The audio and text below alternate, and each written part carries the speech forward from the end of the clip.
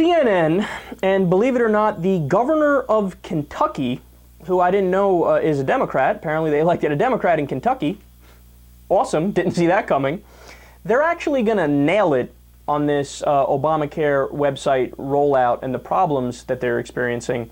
So listen to this, and then I want to come back and one more time explain why the website has all these glitches. Listen. But for some states, the rollout has been smooth. 17 of those states, including the District of Columbia, have set up their own exchanges with fewer website issues. And in an interview this morning on CNN, the governor of one of those states, Kentucky, Steve Beshear, had this to say about the new law's implementation. We hit the ground running on October 1. I think everybody in the country now feels like that the Kentucky Healthcare Exchange, the Connect as we call it, is sort of the gold standard because it's working. We are signing up people at roughly 1,000 a day. It's a great rate and a great success so far.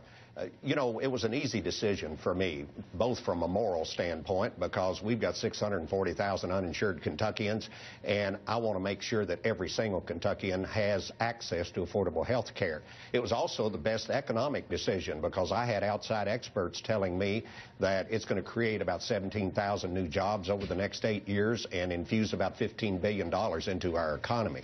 So it's a win-win for us. And when it comes to the scrutiny over the website's technical failures, Beshear had this to say. Let me just give a piece of unsolicited advice to the critics and, honestly, to the news media. Take a deep breath. You know, this system is going to work. The only thing that really isn't working right now on the federal level is the website. I'll guarantee you that whether it's a week from now, a month from now, 2 months from now, they'll get it up and they'll get it working. People will be signing up. You know, the last time we did a major transformational change in health care in America was back in 1965, I think it was, when we passed Medicare. Well, history shows us that it took 2 or 3 years to work through all of the bumps in the road and all of the kinks to get it up and running and making sure that everybody joined up. So this is going to work, and everybody just needs to chill out a little bit. You have to understand, the people who are saying, well, because the website has glitches, therefore get rid of Obamacare. I mean, that's like saying, we don't like the job that the babysitter did, so let's leave our 6-year-old kid alone tonight. I mean, that's beyond stupid.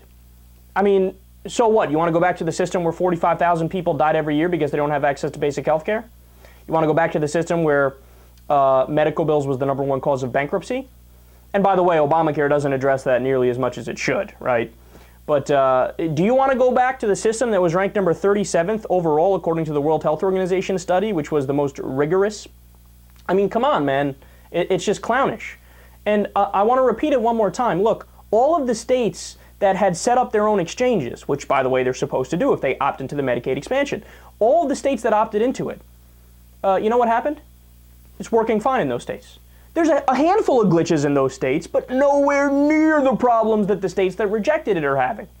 Why? Because, of course, the goal was of those states to sabotage it. They didn't opt into the Medicaid expansion. They don't want Obamacare. They don't want to have anything to do with the exchanges. So, again, Obamacare, which was supposed to be like the Google of health insurance, where it's a portal where you go there, you type in your information, and then it directs you to your state website, now they had to retool the whole point of the site, and now they had to make it this one site, which is essentially 50 sites within one. Well, actually, to be more specific, 36 sites within one, because it's 36 states that have said, you know what, we're not accepting the exchanges. So it's not a coincidence that the states where healthcare.gov is working best is the states that opted into Obamacare. And the ones that it's not, now you have all these glitches because you have all these programmers who are working around the clock to try to figure out how to put all that information into one website where you have all the different laws for each state, all the different insurance subsidies for each state. I mean, there's a lot of variables that go into it. It's not, getting healthcare in Montana is not the same as getting healthcare in Nebraska, is not the same as getting healthcare in Hawaii. It's all different. And if you have to put that all in one area, when the original goal was you're not supposed to do that, well then of course you're going to be scrambling at the last minute to try to get everything to work. And there's going to be a lot of glitches. But the bottom line is, as he absolutely nailed it, the governor of Kentucky, look, it's going to get fixed.